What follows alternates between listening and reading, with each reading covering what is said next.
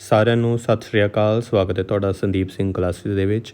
ਅੱਜ ਦੀ ਇਸ ਵੀਡੀਓ ਦੇ ਵਿੱਚ ਆਪਾਂ ਸਾਇੰਸ ਦਾ ਲੈਕਚਰ ਨੰਬਰ 3 ਲੈ ਕੇ ਆਏ ਹਾਂ, ਜਿਹਦੇ ਵਿੱਚ ਆਪਾਂ ਕ੍ਰੌਪ ਪ੍ਰੋਡਕਸ਼ਨ ਐਂਡ ਮੈਨੇਜਮੈਂਟ ਪੜ੍ਹਾਂਗੇ। ਇਹਦੇ ਵਿੱਚੋਂ ਹਰ ਵਾਰੀ ਕੁਐਸਚਨ ਇਹਦੇ ਵਿੱਚੋਂ ਪੁੱਛਿਆ ਜਾਂਦਾ ਹੈ। ਸੋ ਮੈਨੂੰ ਉਮੀਦ ਹੈ ਕਿ ਤੁਸੀਂ ਜਿਹੜੀ ਇਹ ਵੀਡੀਓ ਪੂਰੇ ਧਿਆਨ ਦੇ ਨਾਲ ਜਿਹੜੇ ਆ ਸੁਣੋਗੇ, ਠੀਕ ਹੈ। ਅਤੇ ਆਪਣੇ ਕੋਲ ਤੁਸੀਂ ਇੱਕ ਪੇਪਰ ਔਰ ਪੈਨ ਜ਼ਰੂਰ ਰੱਖੋਗੇ, ਠੀਕ ਹੈ, ਰੱਖਣਾ, ਤਾਂ ਕਿ ਤੁਸੀਂ ਇਹਦੇ ਵਿੱਚੋਂ ਜਿਹੜੇ ਇੰਪੋਰਟੈਂਟ ਪੁਆਇੰਟਸ ਨੇ ਉਹ ਤੁਸੀਂ ਇਹਨਾਂ 'ਚੋਂ ਨੋਟ ਕਰ ਸਕੋ। ਵੈਸੇ ਤਾਂ ਇਹ ਪੂਰਾ ਹੀ ਜੋ ਹੈ ਆਪਾਂ ਇਹਦੇ ਵਿੱਚ ਪੜ੍ਹਾਂਗੇ, ਸਾਰਾ ਇੰਪੋਰਟੈਂਟ ਹੀ ਹੈ, ਪਰ ਤੁਸੀਂ ਉਹਦੇ ਵਿੱਚੋਂ ਵੀ ਕੁਛ ਚੀਜ਼ਾਂ ਜਿਹੜੀਆਂ ਨੋਟ ਤੁਸੀਂ ਕਰ ਸਕਦੇ ਹੋ। ਸੋ ਇਸ ਤੋਂ ਪਹਿਲਾਂ ਆਪਾਂ ਵੀਡੀਓ ਦੀ ਸ਼ੁਰੂਆਤ ਕਰੀਏ। ਜੋ ਇਸ ਚੈਨਲ 'ਤੇ ਨਵੇਂ ਆਏ ਨੇ, ਚੈਨਲ ਨੂੰ ਸਬਸਕ੍ਰਾਈਬ, ਲਾਈਕ ਔਰ ਸ਼ੇਅਰ ਜ਼ਰੂਰ ਕਰਿਓ।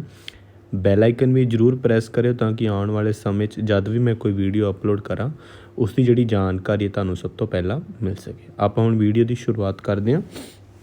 ਦੇਖੋ, ਇਹਦੇ ਵਿੱਚ ਆਪਾਂ ਕ੍ਰੌਪਸ ਪ੍ਰੋਡਕਸ਼ਨ ਦੇ ਬਾਰੇ ਗੱਲ ਕਰਾਂਗੇ, ਠੀਕ ਹੈ। ਸੋ ਜਿਵੇਂ ਕਿ ਤੁਸੀਂ ਇਹਦੇ ਵਿੱਚ ਦੇਖ ਸਕਦੇ ਹਾਂ, ਪਹਿਲਾ ਪੁਆਇੰਟ ਅਗਰ ਅਸੀਂ ਦੇਖੀਏ ਕਿ when plants of the same kind are cultivated at one place on a large scale, it is called crop, ਠੀਕ ਹੈ।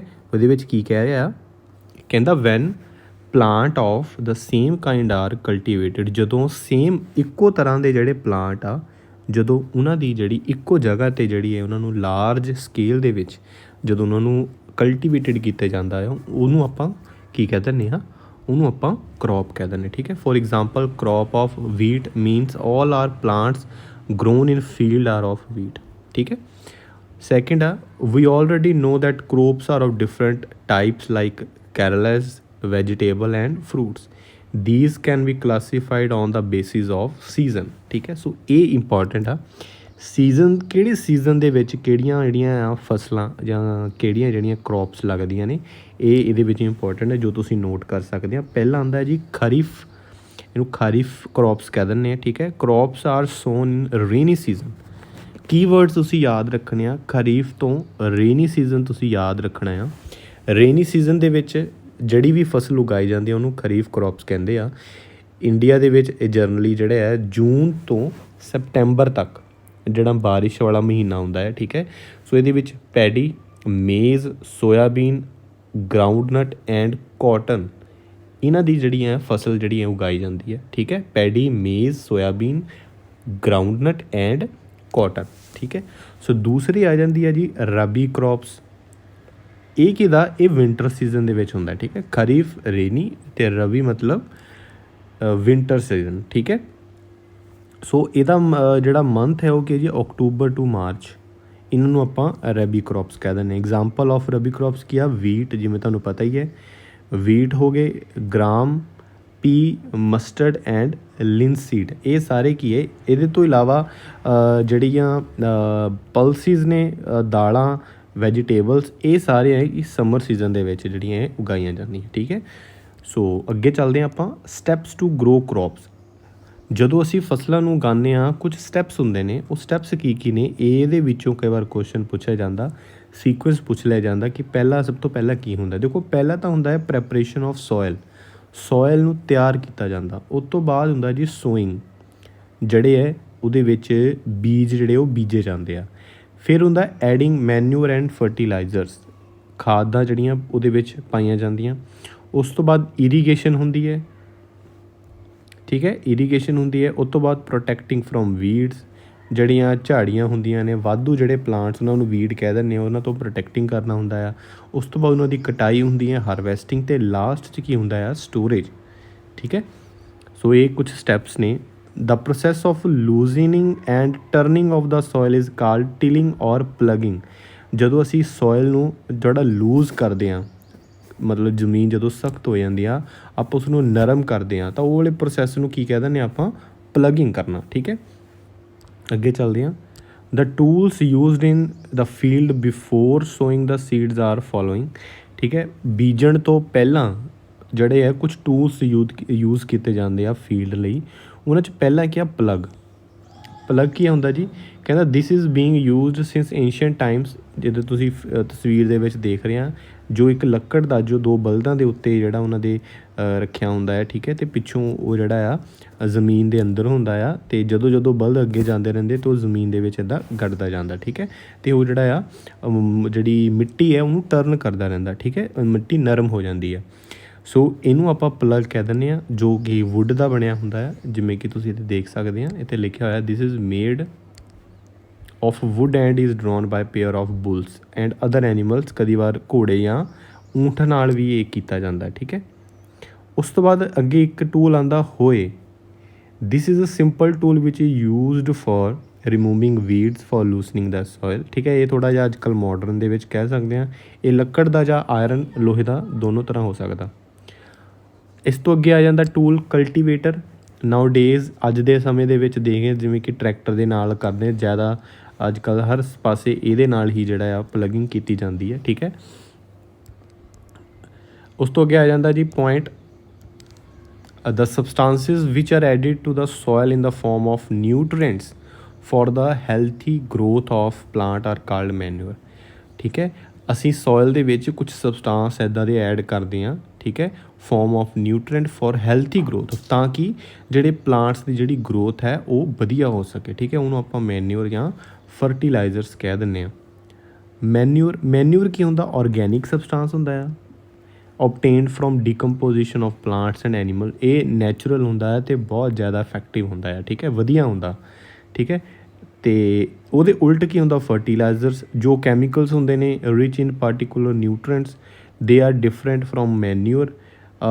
Fertilisers are produce in factories. Some examples ਹੈ ਦੇਖੋ, ਜਿਵੇਂ urea, ammonium sulphate, super phosphate, potash, NPK, nitrogen, phosphorus, potassium.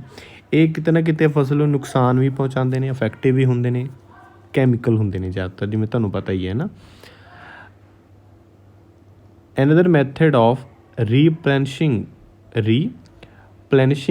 the soil with nutrients is through crop rotation। ਇਹ ਵੀ ਇੱਕ ਜਿਹੜੇ nutrients ਜਿਹੜੀ ਜ਼ਮੀਨ 'ਤੇ ਬਣੇ ਰਹਿਣ ਉਹਦਾ ਇੱਕ ਵਧੀਆ ਤਰੀਕਾ ਕੀ ਹੈ ਕਿ ਕ੍ਰੌਪ ਰੋਟੇਸ਼ਨ, ਫਸਲਾਂ ਦਾ ਜਿਹੜਾ ਚੱਕਰ ਆ ਉਹ ਬਦਲਦੇ ਰਹਿਣਾ ਚਾਹੀਦਾ ਆ, ਠੀਕ ਹੈ। ਮਤਲਬ ਇੱਦਾਂ ਨਹੀਂ ਕਿ ਸਾਰੇ ਸੀਜ਼ਨ ਦੇ ਵਿੱਚ ਇੱਕੋ ਹੀ ਫਸਲ ਅਸੀਂ ਉਗਾਈ ਜਾਈਏ ਜਾਂ ਮਤਲਬ ਇੱਕੋ ਕਿਸਮ ਦੀ। ਸੋ ਅਲੱਗ-ਅਲੱਗ ਤਰ੍ਹਾਂ ਦੀਆਂ ਜਿਹੜੀਆਂ ਰੋਟੇਸ਼ਨਸ ਉਹਦੇ ਵਿੱਚ ਹੁੰਦੀਆਂ ਰਹਿਣ, ਉਹ ਬਹੁਤ ਇਫੈਕਟਿਵ ਹੁੰਦਾ ਆ। ਸੋਇਲ ਦੀ ਜਿਹੜੀ ਉਪਜਾਊ ਸ਼ਕਤੀ ਉਹ ਬਣੀ ਰਹਿੰਦੀ ਹੈ, ਠੀਕ ਹੈ। ਇਹਦੇ ਵਿੱਚ ਇੱਕ ਡਿਫਰੈਂਸ ਆ ਫਰਟੀਲਾਈਜ਼ਰਸ ਅਤੇ ਮੈਨਿਊਰ ਦਾ। ਤੁਸੀਂ ਦੇਖ ਸਕਦੇ ਹਾਂ, ਇਹਨੂੰ ਸਕਰੀਨਸ਼ਾਟ ਵੀ ਤੁਸੀਂ ਲੈ ਸਕਦੇ ਹਾਂ ਕਿ ਫਰਟੀਲਾਈਜ਼ਰ ਮੈਨ ਮੇਡ ਆ ਅਤੇ ਜਿਹੜੀ ਮੈਨਿਊਰ ਆ, ਠੀਕ ਹੈ, ਇਹ ਜਿਹੜੀ natural substance obtain from decomposition of cattle dung, ਠੀਕ ਹੈ, ਐਂਡ ਪਲਾਂਟਸ ਰੈਸੀਡਿਊਸ, ਠੀਕ ਹੈ। ਫਰਟੀਲਾਈਜ਼ਰ ਪ੍ਰੋਵਾਈਡ ਇਨ ਫੈਕਟਰੀਜ਼ 'ਚ ਬਣਦੀਆਂ ਅਤੇ ਇਹ ਫੀਲਡ ਦੇ ਵਿੱਚ ਹੀ ਬਣਦੀ ਆ। Doesn't provide any humus to the soil, humus ਨੂੰ ਨਹੀਂ ਕੋਈ ਪ੍ਰੋਵਾਈਡ ਕਰਦੀ, ਅਤੇ ਮੈਨਿਊਰ ਜਿਹੜੀ ਹੈ ਉਹ ਕਰਦੀ ਹੈ provide. Fertilizers rich in plant nutrients like nitrogen, phosphorus. Manure is relatively less rich in plant and nutrients, ਠੀਕ ਹੈ। ਸੋ ਇਸ ਤੋਂ ਅੱਗੇ ਇੱਕ ਆ ਜਾਂਦਾ ਜੀ supply of water to crop at regular interval is called irrigation. ਆਪਾਂ ਫਸਲ ਉਗਾ ਲਈ, ਉਸ ਤੋਂ ਬਾਅਦ ਇੱਕ ਰੈਗੂਲਰ ਇੰਟਰਵਲਸ 'ਤੇ ਜਿਹੜਾ ਆ ਪਾਣੀ ਲਗਾਇਆ ਜਾਂਦਾ ਆ ਖੇਤਾਂ ਨੂੰ। ਜਿਵੇਂ ਤੁਹਾਨੂੰ ਪਤਾ ਹੀ ਹੈ ਕਿ ਜੋ ਵਿਲੇਜ ਦੇ ਵਿੱਚ ਰਹਿੰਦੇ ਨੇ ਕਿ ਇੱਕ ਖਾਸ ਸਮੇਂ 'ਤੇ ਥੋੜ੍ਹੇ ਟਾਈਮ ਬਾਅਦ ਪਾਣੀ ਲਗਾਇਆ ਜਾਂਦਾ। ਉਹਨੂੰ ਪ੍ਰੋਸੈਸ ਨੂੰ ਕੀ ਕਹਿ ਦਿੰਦੇ ਹਾਂ, ਇਰੀਗੇਸ਼ਨ ਆਪਾਂ ਕਹਿ ਦਿੰਦੇ, ਜਿਸ 'ਚ ਪਾਣੀ ਲਗਾਇਆ ਜਾਂਦਾ। ਸੋਰਸ ਆਫ ਇਰੀਗੇਸ਼ਨ ਦੇਖੋ, ਇਰੀਗੇਸ਼ਨ ਦੇ ਸੋਰਸ ਕੀ, ਅਗਰ ਅਸੀਂ ਆਪਣੇ ਖੇਤਾਂ ਨੂੰ ਪਾਣੀ ਲਗਾਉਣਾ ਆ, ਵੈਲਸ ਹੈ ਨਾ, ਟਿਊਬਵੈਲ, ਖੂਹ ਹੁੰਦੇ ਆ, ਟਿਊਬਵੈਲ ਹੁੰਦੇ ਆ, ਪੌਂਡਸ ਜਿਹਨੂੰ ਆਪਾਂ ਟਿਊਬਵੈਲ ਮੋਟਰ ਜਿਹਨੂੰ ਕਹਿ ਦਿੰਦੇ ਆਪਾਂ, pond, lakes, river, dams and canals. Traditional method ਕੀ ਹੁੰਦੇ ਸੀ ਇਰੀਗੇਸ਼ਨ ਦੇ, ਦੇਖੋ ਮੋਟ ਪੁਲੀ ਸਿਸਟਮ ਹੁੰਦਾ ਸੀ ਉਦੋਂ। ਜਿਵੇਂ ਤੁਸੀਂ ਮੈਂ ਥੋੜ੍ਹਾ ਜਿਹਾ ਜ਼ੂਮ ਕਰਕੇ ਤੁਹਾਨੂੰ ਦਿਖਾ ਸਕਦਾ। ਦੇਖੋ ਜਿਹੜਾ ਪਹਿਲਾਂ ਤੁਸੀਂ ਦੇਖ ਰਹੇ ਆ, ਇਹਨੂੰ ਆਪਾਂ ਪੁਲੀ ਸਿਸਟਮ ਕਹਿੰਦੇ ਸੀਗੇ, ਠੀਕ ਹੈ। ਸੋ ਇਸ ਤੋਂ ਬਾਅਦ ਇਹ ਆਪਣਾ ਚੇਨ ਸਿਸਟਮ ਆ ਜਾਂਦਾ, ਠੀਕ ਹੈ, ਜਿਹਦੇ ਚੇਨ ਦੇ ਨਾਲ ਜਿਹੜਾ ਆ ਉਹ ਜਿਵੇਂ ਤੁਸੀਂ ਦੇਖ ਸਕਦੇ ਆ ਇੱਥੇ ਲਿਖਿਆ ਵੀ ਹੋਇਆ ਚੇਨ ਪੰਪ, ਹੈ ਨਾ। ਅਤੇ ਉਸ ਤੋਂ ਬਾਅਦ ਜਿਹੜਾ ਇਹ ਲਾਸਟ ਥਰਡ ਵਾਲਾ ਆ, ਇਹਨੂੰ ਆਪਾਂ ਢੇਕਲੀ ਵੀ ਕਹਿ ਦਿੰਦੇ ਹਾਂ, ਠੀਕ ਹੈ। ਅਤੇ ਚੌਥੇ ਨੰਬਰ 'ਤੇ ਇੱਕ ਆ ਜਾਂਦਾ ਆ ਲੀਵਰ ਸਿਸਟਮ, ਠੀਕ ਹੈ। ਸੋ ਆਪਾਂ ਅੱਗੇ ਚੱਲਦੇ ਹਾਂ। ਮੋਡਰਨ ਮੈਥਡ ਆਫ ਇਰੀਗੇਸ਼ਨ ਕੀ ਆ, modern method of irrigation help us to use water economically. ਅੱਜ ਕੱਲ੍ਹ ਦੇ ਜਿਹੜੇ ਇਰੀਗੇਸ਼ਨ ਦੇ ਮੈਥਡ ਆ ਉਹਨਾਂ ਦੇ ਵਿੱਚ ਇੱਦਾਂ ਕੀਤਾ ਜਾਂਦਾ ਹੈ ਤਾਂ ਕਿ ਪਾਣੀ ਦੀ ਜਿਹੜੀ ਹੈ ਦੁਰਵਰਤੋਂ ਨਾ ਹੋਵੇ, ਪਾਣੀ ਨੂੰ ਅਸੀਂ ਮਤਲਬ ਬਚਾ ਸਕੀਏ, ਹੈ ਨਾ। ਤਾਂ ਉਹਦੇ ਵਿੱਚ ਇੱਕ ਪਹਿਲਾ ਜਿਹੜਾ ਮੈਥਡ ਆ ਉਹ ਕੀ ਆਉਂਦਾ ਆ, ਸਪ੍ਰਿੰਕਲਰ ਸਿਸਟਮ, ਜਿਹਦੇ ਵਿੱਚ ਕੀ ਹੁੰਦਾ ਆ ਆਪਾਂ ਇਹਦੇ ਵਿੱਚ ਦੇਖਦੇ ਹਾਂ। The system is useful on the uneven land where sufficient water is not available. ਜਿੱਥੇ ਪਾਣੀ ਸੁਫੀਸ਼ੀਐਂਟ ਮਾਤਰਾ 'ਚ ਨਹੀਂ ਹੁੰਦਾ, ਇਹਦੇ ਕੀ ਕੀਤਾ ਜਾਂਦਾ ਆ, ਦੇਖੋ particular pipe having rotating nozzles on the top are joint to main pipeline at the regular interval. ਜਿਵੇਂ ਤੁਸੀਂ ਮੈਂ ਤੁਹਾਨੂੰ ਇਮੇਜ ਦੇ ਵਿੱਚ ਦਿਖਾਵਾਂ, ਦੇਖੋ ਖੇਤ ਦੇ ਵਿੱਚ ਲੱਗੀਆਂ ਹੋਈਆਂ ਨੇ ਲਾਈਨਸ, ਠੀਕ ਹੈ, ਪਾਈਪਸ ਹੁੰਦੇ ਨੇ ਇਹ ਸਾਰੇ। ਤਾਂ ਇਹਦੇ ਵਿੱਚ ਆਹ ਇੱਕ ਜਿਹੜੇ ਹੈ ਹੌਰੀਜ਼ੋਨਟਲ ਇੱਕ ਪਾਈਪ ਇੱਦਾਂ ਲੱਗੇ ਹੁੰਦੇ ਨੇ, ਉਹਨਾਂ ਦੇ ਉੱਤੇ ਇੱਕ ਨੋਜ਼ਲ ਲੱਗੀ ਹੁੰਦੀ ਹੈ ਜੋ ਰੋਟੇਟ ਕਰਦੀ ਹੈ, ਜਿਹਦੇ ਨਾਲ ਪਾਣੀ ਜਿਹੜਾ ਆ ਪੂਰੇ ਖੇਤ ਦੇ ਵਿੱਚ ਜਿਹੜਾ ਆ ਲੱਗਦਾ ਰਹਿੰਦਾ ਆ ਆਪਣੇ ਆਪ, ਠੀਕ ਹੈ, ਇਨ ਦਾ ਫੋਰਮ ਆਫ, ਜਿਵੇਂ ਇੱਥੇ ਲਿਖਿਆ ਹੋਇਆ ਕਿ ਪਾਣੀ ਜਿਹੜਾ ਆ ਉਹ ਸਪ੍ਰਿੰਕਲ ਕਰਦਾ, ਠੀਕ ਹੈ, ਰੋਟੇਟ ਕਰਦਾ। ਅਤੇ ਜਿਵੇਂ ਤੁਸੀਂ ਕਈ ਦੇਖਿਆ ਜਿਹਨੂੰ ਫੁਹਾਰੇ ਆਪਾਂ ਕਹਿ ਦਿੰਦੇ ਹਾਂ, ਉੱਦਾਂ ਦਾ ਹੀ ਕੁਛ ਹੁੰਦਾ ਹੈ, ਠੀਕ ਹੈ, ਕਈਆਂ ਨੇ ਦੇਖਿਆ ਵੀ ਹੋਵੇਗਾ। ਡ੍ਰਿਪ ਸਿਸਟਮ ਆ ਜਾਂਦਾ। ਇਨ ਦਿਸ ਸਿਸਟਮ ਵਾਟਰ ਫਾਲਸ ਡਰੋਪ ਬਾਈ ਡਰੋਪ, ਜਿਵੇਂ ਨਾਮ ਤੋਂ ਹੀ ਪਤਾ ਲੱਗਦਾ। ਇਹ 'ਚ ਕੁਛ ਬੂਟੇ ਇੱਦਾਂ ਦੇ ਹੁੰਦੇ ਨੇ ਜਿਨ੍ਹਾਂ ਨੂੰ ਪਾਣੀ ਦੀ ਲੋੜ ਹੁੰਦੀ ਹੈ ਅਤੇ ਇਹ ਡਰੋਪ ਕਰਕੇ ਜਿਹੜਾ ਆ ਪਾਣੀ ਰਿਸਦਾ ਰਹਿੰਦਾ ਹੈ, ਠੀਕ ਹੈ। ਸੋ ਇਹ ਵੀ ਬੜਾ ਇਫੈਕਟਿਵ ਇੱਕ ਮੈਥਡ। ਉਸ ਤੋਂ ਅੱਗੇ ਆ ਜਾਂਦਾ ਜੀ, in a field many other undesirable plants may grow naturally along with the crop, ਠੀਕ ਹੈ। ਕਈ ਇੱਦਾਂ ਦੇ ਪਲਾਂਟ ਅਨਡਿਜ਼ਾਇਰੇਬਲ ਹੁੰਦੇ ਨੇ ਜਿਹੜੇ ਕਿ ਉਗਾਏ ਨਹੀਂ ਜਾਂਦੇ, ਆਪਣੇ ਆਪ ਉੱਗ ਜਾਂਦੇ ਨੇ, ਠੀਕ ਹੈ। ਅਨਡਿਜ਼ਾਇਰੇਬਲ ਮਤਲਬ ਜਿਹੜੇ ਸਾਡੀ ਇੱਛਾ ਨਹੀਂ ਹੁੰਦੀ ਉਗਾਉਣ ਦੀ, ਠੀਕ ਹੈ।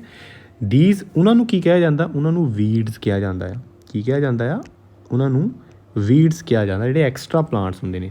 ਸੋ the removal of weeds is called weeding, ਠੀਕ ਹੈ। 15 ਪੁਆਇੰਟ ਆਇੰਦਾ, weeds are also controlled by using certain chemicals. ਉਹਨਾਂ ਨੂੰ ਕੀ ਕਹਿ, ਜਦੋਂ ਵੀਡ ਨੂੰ ਕੰਟਰੋਲ ਕੀਤਾ ਜਾਂਦਾ ਆ ਪਰ ਕੈਮੀਕਲਸ ਦੇ ਨਾਲ, ਉਹ ਕੈਮੀਕਲਸ ਨੂੰ ਕੀ ਕਹਿ ਜਾਂਦੇ ਆ, ਵੈਡੀਸਾਈਡਸ, ਠੀਕ ਹੈ। ਉਸ ਤੋਂ ਅੱਗੇ ਆ ਜਾਂਦੀ ਹਾਰਵੈਸਟਿੰਗ। ਹਾਰਵੈਸਟਿੰਗ ਮਤਲਬ ਕੱਟਣਾ, ਫਸਲ ਨੂੰ ਕੱਟਣਾ, ਠੀਕ ਹੈ। ਇਹ ਇੰਪੋਰਟੈਂਟ ਆ। Cutting of crop after it is mature, ਜਦੋਂ ਕਿ ਜਿਹੜੀ ਸਾਡੀ ਫਸਲ ਆ ਮੈਚਿਓਰ ਹੋ ਜਾਂਦੀ ਹੈ, ਮਤਲਬ ਤਿਆਰ ਹੋ ਜਾਂਦੀ ਹੈ, ਉਦੋਂ ਹਾਰਵੈਸਟਿੰਗ ਕੀਤੀ ਜਾਂਦੀ ਹੈ, ਕਟਾਈ ਕੀਤੀ ਜਾਂਦੀ ਆ। ਇਹ ਮੈਨੂਅਲੀ ਵੀ ਕੀਤੀ ਜਾਂਦੀ ਆ, ਹੈ ਨਾ, ਕਟਾਈ ਜਿਹਨੂੰ ਆਪਾਂ ਜਿਹਦੇ ਨਾਲ ਕੀਤੀ ਜਾਂਦੀ ਆ, ਜਿਵੇਂ ਦਾਤ ਜਿਹਨੂੰ ਆਪਾਂ ਕਹਿ ਸਕਦੇ ਹਾਂ, ਠੀਕ ਹੈ। ਉੱਦਾਂ ਦੀ ਕੁਛ ਟੂਲ ਹੁੰਦਾ, ਉਹਨੂੰ ਕਹਿੰਦੇ ਆ ਸਿਕਲ। ਔਰ ਬਾਈ ਮਸ਼ੀਨ ਦੇ ਨਾਲ ਵੀ ਕੀਤਾ ਜਾਂਦਾ, ਜਿਹਨੂੰ ਆਪਾਂ ਕਹਿ ਦਿੰਦੇ ਜੀ ਹਾਰਵੈਸਟਰ, ਠੀਕ ਹੈ। In harvested crop the grain seed need to be separated from the chaff, this process is threshing, ਠੀਕ ਹੈ। ਇਹਦੇ ਵਿੱਚ ਇੱਦਾਂ ਦੇ ਕੁਛ ਹੁੰਦੇ ਨੇ ਕਿ ਕੋਈ ਚੀਜ਼ਾਂ ਨੂੰ ਅਲੱਗ ਕੀਤਾ ਜਾਂਦਾ ਕਰੋਪ ਕਰਨ ਤੋਂ ਬਾਅਦ, ਠੀਕ ਹੈ।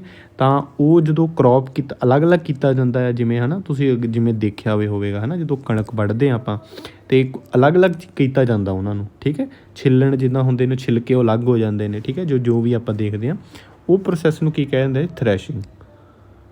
Farmers with small holding of land do the separation of grain and chaff by winnowing. ਆ ਜਿਵੇਂ ਕਿ ਤੁਸੀਂ ਪਿਕਚਰਸ ਦੇਖ ਸਕਦੇ ਆ, ਇਹਨੂੰ ਵਿਨੋਵਿੰਗ ਕਹਿੰਦੇ ਨੇ। ਅੱਗੇ ਚੱਲਦੇ ਹਾਂ, ਹਾਰਵੈਸਟ ਫੈਸਟੀਵਲਸ। ਕੁਛ ਫੈਸਟੀਵਲਸ ਨੇ ਜਿਵੇਂ ਦੇ ਮਸ਼ਹੂਰ ਜਿਹੜੇ ਫੈਸਟੀਵਲ ਨੇ, ਜਿਹੜੇ ਹਾਰਵੈਸਟ ਸੀਜ਼ਨ ਦੇ ਨਾਲ ਜਿਹੜੇ ਬਿਲੋਂਗ ਕਰਦੇ ਨੇ। ਉਹਨਾਂ 'ਚ ਪਹਿਲਾ ਹੈ ਜੀ ਪੋਂਗਲ, ਵਿਸਾਖੀ ਤਾਂ ਸਾਰਿਆਂ ਨੂੰ ਪਤਾ ਹੀ ਹੈ, ਹੋਲੀ, ਦੀਵਾਲੀ, ਨਭਾਨਿਆ ਐਂਡ ਬਿਹੂ, ਠੀਕ ਹੈ। ਇਹ ਕੁਛ ਫੈਸਟੀਵਲਸ ਨੇ। 19ਵਾਂ ਪੁਆਇੰਟ ਹੈ ਜੀ, food is also obtained from animals for which animals are reared. Animals ਦੇ ਦੁਆਰਾ ਵੀ ਜਿਹੜਾ ਆ, ਠੀਕ ਹੈ, ਫੂਡ ਜਿਹੜਾ ਆ ਉਹਨਾਂ ਨੂੰ ਉਹਦੇ ਵਿੱਚ ਉਹਨਾਂ ਮਲ 'ਚ ਲਿਆ ਜਾਂਦਾ ਹੈ, ਠੀਕ ਹੈ। ਫੂਡ ਜਿਹੜਾ ਆ ਐਨੀਮਲਸ ਤੋਂ ਵੀ ਜਿਹੜਾ ਬਣਦਾ ਕਹਿ ਸਕਦੇ ਆਪਾਂ, ਇਹ ਕਹਿ ਸਕਦੇ ਸਾਨੂੰ ਮਿਲਦਾ ਆ। ਤਾਂ ਉਹਨੂੰ ਕੀ ਕਹਿ ਦਿੰਦੇ ਆਪਾਂ, ਐਨੀਮਲ ਹਸਬੈਂਡਰੀ ਕਹਿ ਦਿੰਦੇ ਹਾਂ। ਫਾਰਮਰਸ ਸਟੋਰ ਗ੍ਰੇਨਸ ਇਨ ਜੂਟ ਬੈਗਸ। ਜਦੋਂ ਫਾਰਮਰ ਫਸਲ ਕੱਟ ਲੈਂਦਾ ਆ ਤਾਂ ਉਹ ਜੂਟ ਬੈਗ, ਜਿਵੇਂ ਬੋਰੀਆਂ ਆਪਾਂ ਇਹਨੂੰ ਕਹਿ ਦਈਏ ਪੰਜਾਬੀ ਦੇ ਵਿੱਚ, ਜਾਂ ਮੈਟੈਲਿਕ ਬਿਨਸ, ਠੀਕ ਹੈ। ਇੱਕ ਬੋਰੀਆਂ ਦੂਸਰੀਆਂ ਵੀ ਆਉਂਦੀਆਂ ਨੇ, ਜਿਵੇਂ ਪਲਾਸਟਿਕ ਦੀਆਂ ਆਪਾਂ ਕਹਿ ਸਕਦੇ ਹਾਂ, ਜਾਂ ਕੋਈ ਹੋਰ ਤਰ੍ਹਾਂ ਹੁੰਦੀਆਂ ਨੇ, ਠੀਕ ਹੈ, ਜਾਂ metallic. However large scale storage of grain is done in silos and granaries, ਠੀਕ ਹੈ। ਜਿਵੇਂ ਆਪਾਂ ਆਪਣੇ ਘਰ ਡਰਮ ਹੁੰਦਾ ਹੈ ਵੱਡਾ, ਹੈ ਨਾ, ਸਿਲੋਜ਼ ਦਾ ਇਹਨਾਂ ਆਪਾਂ ਕਹਿ ਸਕਦੇ ਹਾਂ, ਉਹਦੇ ਵਿੱਚ ਆਪਾਂ ਘਰ ਦੇ ਵਿੱਚ ਜਿਹੜਾ ਆਪਾਂ ਉਹਨੂੰ ਸਟੋਰ ਕਰਦੇ ਹਾਂ, ਠੀਕ ਹੈ ਜੀ। ਸੋ ਇਸ ਟੌਪਿਕ ਦੇ ਵਿੱਚ ਆਪਾਂ ਇਹੀ ਗੱਲ ਕੀਤੀ ਹੈ, ਠੀਕ ਹੈ। ਆਪਾਂ ਕਰੋਪ ਸਿਸਟਮ ਦੇ ਬਾਰੇ ਥੋੜ੍ਹੀ ਗੱਲ ਕੀਤੀ, ਇਹਦੇ ਵਿੱਚੋਂ ਕੁਐਸਚਨ ਪੁੱਛ ਲਏ ਜਾਂਦੇ ਨੇ, ਠੀਕ ਹੈ। ਸੋ ਇਹ ਇੰਪੋਰਟੈਂਟ ਹੈ। ਉਮੀਦ ਹੈ ਤੁਸੀਂ ਵੀਡੀਓ ਦੇ ਅਖੀਰ ਤੱਕ ਜਿਹੜੇ ਬਣੇ ਰਹੇ ਹੋਵੋਗੇ। ਤੁਹਾਡੇ ਸਾਰਿਆਂ ਦਾ ਧੰਨਵਾਦ। ਸਤਿ ਸ਼੍ਰੀ ਅਕਾਲ।